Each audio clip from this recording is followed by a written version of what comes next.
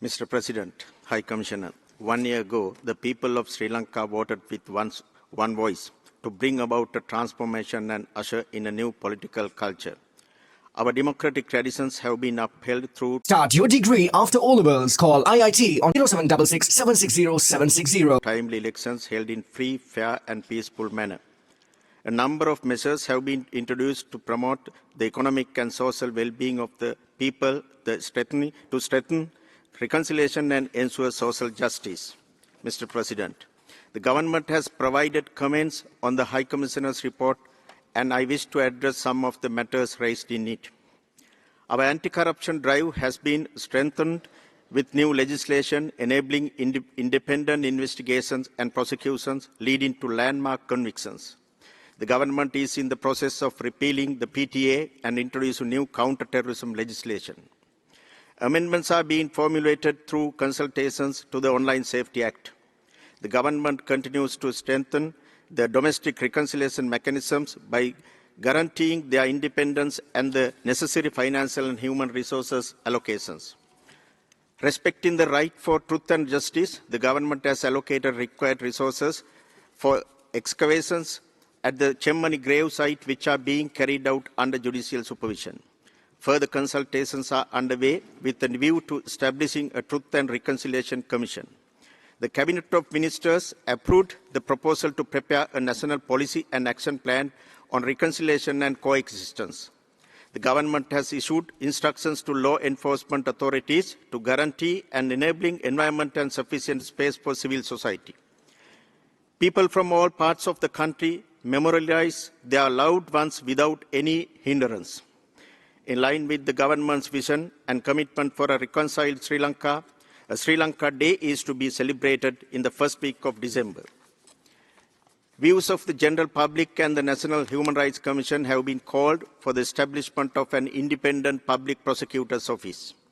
Mr. President, the Attorney General would prefer indictments only if there is a prima facie case against an accused, and as such, the negative portrayal of the AG's office in the report does not stand to reason. The prosecutorial discretion of the Attorney General is not an unfettered power and is subject to the full force of judicial review. The reference to the amended Personal Data Protection Act in the report is erroneous, as the proposed revisions are not related to exemptions as indicated. The government is committed to advancing accountability through credible domestic processes. Recent decisions by the Sri Lankan courts demonstrate the independence of the Sri Lankan judiciary. The government has afforded full independence to the police, and investigations have been resumed into many long-standing cases, including the Easter Sunday attacks and attacks against journalists. A large majority of lands have been released. Adequate compensation is paid to rightful owners where release is not possible. A cabinet-appointed committee is addressing competing claims and land issues faced by people living in areas identified as state reserves and places of archaeological significance. To build confidence among the public, the government is taking several initiatives, including opening of roads, infrastructure, development, livelihood support, and promotion of industries.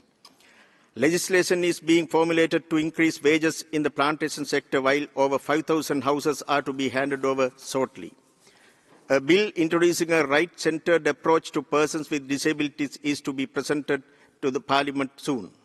Sri Lanka has continued to engage constructively with this Council, OSCHR, as well as with the regular human rights mechanisms.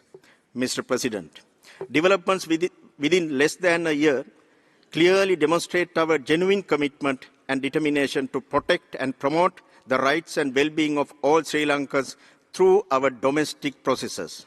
Therefore, the government is opposed to any external mechanism imposed on us, such as the Sri Lanka Accountability Project, which serves to create divisions and complicate the national reconciliation process underway in Sri Lanka. We are committed to working towards a country that respects and celebrates the diversity of its people in line with our domestic legal framework. The government will continue to work in close cooperation with the international community through capacity building and technical assistance in mutually agreed areas to further strengthen these efforts. We urge this Council to take note of the progress made within a short period. We seek your continued support to provide us the time and space that is required to make use of this historic opportunity to advance the rights and well-being of Sri Lankans through national processes. Thank you.